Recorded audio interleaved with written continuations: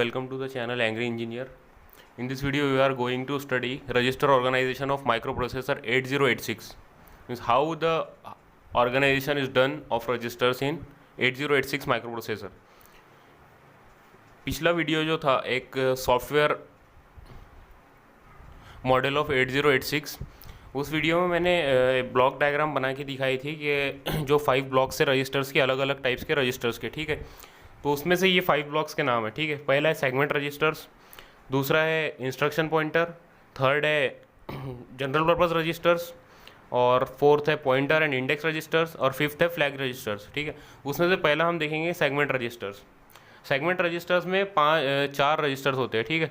उसमें पहला है code segment, data segment, stack segment, register extra segment, ठीक है। सो हर एक सेगमेंट 64 किलोबाइट्स का होता है, और टोटल जो सेगमेंट रजिस्टर है वो है 256 बाइट्स का, ठीक है। 256 KB का, किलोबाइट्स का। और जो हमारी मेमोरी होती है 8086 की, वो होती है 1 MB की, ठीक है। और वो पूरी की पूरी 1 MB की मेमोरी एक टाइम पे यूज़ में नहीं होती, वो डिवाइडेड होती है 64 KB के अलग अलग सेगमेंट्स में, ठीक है। So 256 KB 1 MB out of 1 MB is acquired by segment registers. तो अब ये जो 256 KB है इसकी सेगमेंट रजिस्टर्स की, उसमें से 128 KB of memory is acquired for data storage, ठीक है। और जो बाकी की 64 और अदर 64 है, मतलब 128 जो बाकी है वो भी 128 भी 2 पार्ट्स में डिवाइडेड है, ठीक है। एक 64 KB जो डिवाइडेड है वो है स्टैक के लिए, और दूसरी 64 KB वो डिवाइडेड है फॉर प्रोग्राम स्टोरेज, ठीक है। तो ये ऐसे डिवाइडेड है वो 128 डेटा स्टोरेज के लिए, 64 प्रोग्राम स्टोरेज के लिए, 64 स्टैक के लिए, ठीक है। ऐसे होती है 256 KB।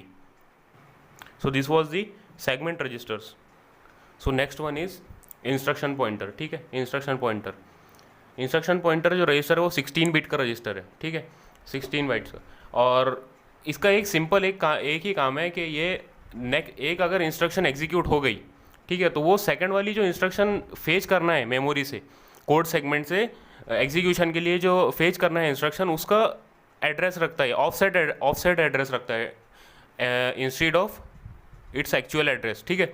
अब जब ये एड्रेस बनाना है, ठीक है, तो ये जो वैल्यू होती है कोड सेगमेंट की, तो उसी के साथ मतलब कंबाइन करके आईपी की वैल्यू, इंस्ट्रक्शन पॉइंटर की वैल्यू और कोड सेगमेंट की वैल्यू को कंबाइन करके ये बनाता है ऑफसेट, ठीक है। सो उसको कैसे लिखते हैं,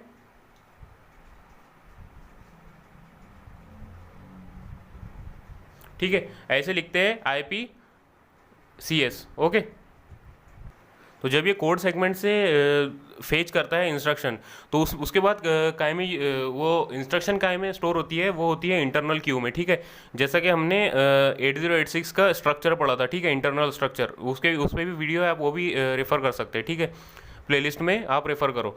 उसके बाद इंटरनल क्यू में वो उसको स्टोर करके रखता है जब तक वो जो इंस्ट्रक्शन है, वो कोड जो है वो एग्जीक्यूट नहीं हो जाता, ठीक है। जब उसकी बारी आती है, मतलब वो वाली इंस्ट्रक्शन की बारी आती है जो इसमें है इंटरनल क्यू में, ठीक है, तो वो आउटपुट होता है इंटरनल क्यू से, आउटपुट होकर वो जाता है एग्जीक्यूशन यूनिट की तरफ, ठीक है। हमने 2 यूनिट पढ़े थे, एक एग्जीक्यूशन यूनिट था और एक बस इंटरफेस यूनिट था आर्किटेक्चर में, ठीक है। सो एग्जीक्यूशन यूनिट को दिया जाता है और एग्जीक्यूशन यूनिट उसको फिर एग्जीक्यूट करता है, तो तब फिर मतलब एक और उसकी स्पेस खाली हो गई इंटरनल क्यू में, फिर वो इंटरनल क्यू रेफर करता है आईपी को, मतलब इसमें जो ऑफसेट एड्रेस होगा वो ऑफसेट एड्रेस पे वो ऑफसेट एड्रेस कोड सेगमेंट को देकर वहाँ से इंस्ट्रक्शन फेच करेगा, ठीक है। उसके बाद वो आएंगे इंटरनल क्यू में फिर जब उसकी बारी आएगी वो वाली इंस्ट्रक्शन एग्जीक्यूट करने की, तो वो एग्जीक्यूशन यूनिट को देगा, फिर वो एग्जीक्यूट होगी। तो ऐसे ही इसकी साइकिल चलती जाती है, ठीक है। और एक इंस्ट्रक्शन लाने के बाद आईपी की वैल्यू इंक्रीमेंट होती है, ठीक है। कितने से इंक्रीमेंट होती है आईपी की वैल्यू? 2 से, ठीक है। So the next is general purpose registers, ठीक है, थर्ड वन। अब जनरल पर्पस रजिस्टर्स जो है वो AX, BX, CX and DX, accumulator registers, base register, count register and data register, ठीक है। हेंस नेम्ड एज ABCD, ठीक है। ये जो है ये 16 बिट का रजिस्टर्स होते हैं, ठीक है। एक रजिस्टर 16 बिट का होगा, और इसमें ये बात है, ये अलग बात है कि ये डिफरेंस है इसमें कि ये जो 16 बिट है इसको हम डिवाइड कर सकते हैं दो 8 बिट्स के रजिस्टर्स में, ठीक है। एक AH और एक AL, ठीक है। BX को कर सकते हैं BHBL में, ऐसे ही सेम, ठीक है। सो अब क्या होता है, कभी कभी हमको 16 बिट के पूरे रजिस्टर में स्टोर करने की ज़रूरत नहीं पड़ती, ठीक है। तो हम यूज़ कर सकते हैं इसके सब registers, means AH, AL, BHBL, अगर हमको 8 बिट का डेटा ही स्टोर करना है, ठीक है। AH की ये AH और AL ही क्यों नाम दिया है, ठीक है।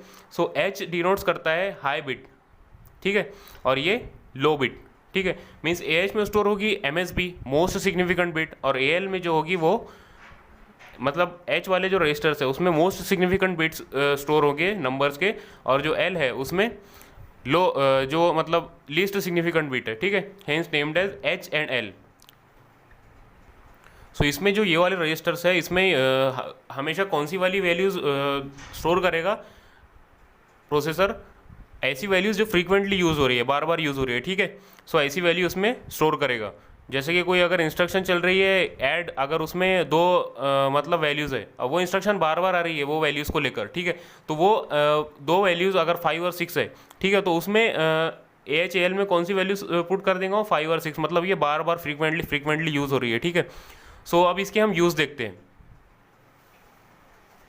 तो जो एक्यूमुलेटर रजिस्टर है उसको हम यूज़ कर सकते हैं मल्टीप्लिकेशन, डिवीजन और इनपुट आउटपुट ऑपरेशंस में, ठीक है, मतलब AX, AH और AL, ठीक है। सेकंड वाला है BX, means base register. Base register को यूज़ कर सकते हैं हम इनडायरेक्ट एड्रेसिंग के लिए, ठीक है। थर्ड वाला है CS को यूज़ कर सकते हैं हम एज अ काउंटर इन विच जो इंस्ट्रक्शन होती है हमारी लूप इंस्ट्रक्शंस, ठीक है, उसमें हमको एक काउंटर लगता है, ठीक है। तो काउंटर की वैल्यू हम स्टोर करने के लिए CX में स्टोर कर सकते हैं, ठीक है। उसके बाद है DX, मीन्स डेटा रजिस्टर, ठीक है। डेटा रजिस्टर्स को भी हम मल्टीप्लिकेशन, डिवीजन और इनडायरेक्ट इनपुट आउटपुट एड्रेसिंग के लिए, ऑपरेशंस के लिए यूज़ कर सकते हैं। Okay, so this was all about general purpose registers. Okay, so fourth one is pointer and index registers, ठीक है। तो पॉइंटर इंडेक्स रजिस्टर्स में 4 रजिस्टर इस ब्लॉक में। पहला stack pointer, base pointer, source index and destination index, ठीक है। ये भी 16 बिट के रजिस्टर्स है, ठीक है। अब ये जो पॉइंटर वाले रजिस्टर्स है, ठीक है, ये क्या है, ये पॉइंट करते हैं स्टैक को, मतलब इसमें ऑफसेट होता है, ऑफसेट एड्रेस होता है स्टैक का, स्टैक सेगमेंट जो पहला वाला हमने ब्लॉक में देखे थे, ठीक है, सेगमेंट रजिस्टर्स वाले इसमें, ठीक है। वो जो स्टैक सेगमेंट है उसमें जो डेटा स्टोर होगा तो उसका जो ऑफसेट एड्रेस है वो इसमें होगा।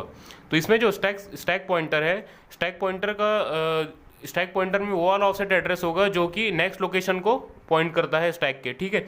और बेस पॉइंटर में वो वाला ऑफसेट होगा जो पॉइंट करता है डेटा को स्टैक सेगमेंट के, ठीक है। सो बेस पॉइंटर जो हम ये बेस एड्रेसिंग मोड में भी हम यूज़ करते हैं, ठीक है। उसके बाद है सोर्स इंडेक्स और डेस्टिनेशन इंडेक्स। इसमें ये वाले दोनों रजिस्टर्स में कौन से ऑफसेट होते हैं, ऐसे इंस्ट्रक्शन के ऑफसेट एड्रेस होते हैं जो इंस्ट्रक्शन में मेमोरी से ऑपरेंड लाना ले जाना है, ठीक है। सो ऐसे वाले जो वो है मतलब इंस्ट्रक्शंस है तो उनके ऑफसेट इस वाले इंडेक्स रजिस्टर्स में, ये दोनों इंडेक्स रजिस्टर्स में होते हैं, ठीक है। सो अगर कोई भी इंस्ट्रक्शन है, कोई भी हमको ऑपरेशन परफॉर्म करना है, ठीक है, तो उसमें जो ऑपरेंड्स लगेंगे वो सोर्स ऑपरेंड भी होता है, दो ऑपरेंड्स होते हैं। फॉर एग्जांपल अगर मैं एक इंस्ट्रक्शन लूँ,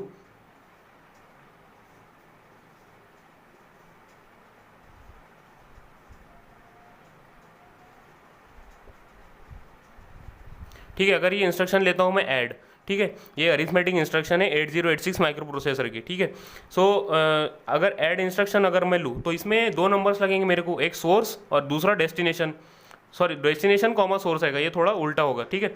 डेस्टिनेशन कॉमा सोर्स मतलब एक रहेगा सोर्स ऑपरेंड और एक रहेगा डेस्टिनेशन ऑपरेंड। तो ये दोनों मतलब जो रिजल्ट आएगा वो डेस्टिनेशन ऑपरेंड की लोकेशन पे स्टोर होगा, ठीक है। तो जो सोर्स इंडेक्स है उसमें ये वाला जो ऑपरेंड रहेगा उसका ऑफसेट एड्रेस रहेगा, ठीक है। और जो सेकंड वाला है डेस्टिनेशन इंडेक्स, उसमें डेस्टिनेशन ऑपरेंड का ऑफसेट एड्रेस रहेगा मेमोरी लोकेशन का उसके, ठीक है। So this was about pointer and index registers. So next one is flag registers, ठीक है। फ्लैग रजिस्टर है वो भी 16 बिट का है, ठीक है। ये है फ्लैग रजिस्टर, ठीक है। तो इसमें डिफरेंट फ्लैग्स होते हैं, जैसे कि carry flag, parity flag, auxiliary carry flag, zero flag, next is sine flag, trap flag, interrupt flag, direction flag, और ये है ओवरफ्लो फ्लैग, ठीक है। सो ये फ्लैग्स क्या डिफाइन करते हैं, फ्लैग रजिस्टर क्या डिफाइन करता है एक्चुअली माइक्रो प्रोसेसर की कंडीशन, यानी कभी कौन सी कंडीशन में, ठीक है। सो वो कंडीशन किस पे डिपेंड करती है, ये सेट और रीसेट होने पर, जो इतने फ्लैग्स है, ठीक है। सो इसमें दो टाइप्स के फ्लैग्स है, ठीक है, एक है स्टेटस फ्लैग रजिस्टर्स और सेकंड टाइप है कंट्रोल फ्लैग रजिस्टर्स, ठीक है। तो स्टेटस फ्लैग रजिस्टर्स में कौन कौन से रजिस्टर्स आते हैं, उसमें आते हैं carry flag, parity flag, auxiliary carry flag, zero flag और साइन फ्लैग, उसके बाद ओवरफ्लो फ्लैग, ठीक है। और जो कंट्रोल फ्लैग रजिस्टर्स है उसमें कौन से फ्लैग आते हैं, उसमें ट्रैप फ्लैग, उसके बाद इंटरप्ट फ्लैग और डायरेक्शन फ्लैग। अब ये जो है ये फ्लैग्स है वो एक तो सेट हो गए या फिर रीसेट हो गए, एक तो इनकी वैल्यू 1 होगी यानी सेट, या फिर रीसेट होंगी यानी 0, ठीक है। तो हम अभी देखते हैं कि ये कब सेट हो गए और कब रीसेट हो गए, ठीक है। तो कैरी फ्लैग कब सेट होगा, जब हम कोई ऑपरेशन अगर परफॉर्म कर रहे हैं माइक्रो प्रोसेसर पे एडिशन या फिर सब्सट्रैक्शन का, ठीक है, अगर उसमें कैरी और बोरो आता है, ठीक है, तो तब होगा ये set to 1, otherwise set reset यानी 0, ठीक है। उसके बाद पैरिटी फ्लैग कब सेट होता है 1 पे, if the result produced by the instruction has even parity, okay, मतलब that is if it contains an even number of bits at the logic 1, okay. और उसके बाद है थर्ड वाला ऑक्सिलरी कैरी फ्लैग, ठीक है। सो ऑक्सिलरी कैरी फ्लैग कब set होता है 1 को, if there is a carry out from the low nibble into the high nibble or a borrow in from the high nibble into the low nibble, okay. उसके बाद है zero flag कब set होता है, यानी 1, उसकी वैल्यू कब 1 होती है, if the result produced bye an instruction is 0, ठीक है, if the result produced bye an instruction is 0, okay, otherwise it is reset यानी 0 पे 0 इसकी वैल्यू हो जाएगी 0। उसके बाद आता है साइन फ्लैग कब सेट होता है, इफ इट इज सेट यानी अगर इसकी वैल्यू अगर 1 है, so it indicates that the sign of the result is negative, यानी जो रिजल्ट आया है हमारा ऐड कैरी या फिर जो भी ऑपरेशन परफॉर्म करेगी उसके बाद अगर कोई भी रिजल्ट आता है और उसकी वैल्यू अगर निगेटिव होती है, ठीक है, तो उसकी तो तब ये उसकी वैल्यू क्या होगी साइन फ्लैग की 1, अदरवाइज पॉजिटिव रही तो 0। उसके बाद है हमारा overflow flag, status flag registers के देख रहे हैं अभी हम, ठीक है। उसके बाद है overflow flag when OF is set to 1, it indicates that the result is out of range, okay. If the result is not out of range, overflow flag is reset to 0, okay, value हो जाएंगी इसकी 0। उसके बाद हम देखते हैं ये 3 trap flag, interrupt flag और डायरेक्शन फ्लैग, ठीक है। If trap flag is set to 1, the 8086 goes into the single step mode M operation, okay. When it is in the single step mode, it executes an instruction and then jumps to the special service routine that may determine the effect of executing the instruction, okay. This type of operation is very useful for debugging the programs, okay. So next one is interrupt flag, ठीक है। So it is use to enable और disable maskable interrupt request at INTR pin, जो 40 pin structure है 8086 micro processor का, उसमें एक pin है INTR, ठीक है, इंटरप्ट यानी इंटरप्ट, ठीक है। So it is use to enable और disable maskable interrupt request at INTR pin. If it is set to 1, the interrupt request is recognised यानी इनेबल हो गया, ठीक है। और if its value is 0, so the request is ignored, यानी अगर 1 रही इसकी वैल्यू तो मतलब वो इनेबल कर दिया उसने वो पिन, ठीक है, और अगर 0 रही तो उसने वो पिन को डिसेबल कर दिया, ठीक है।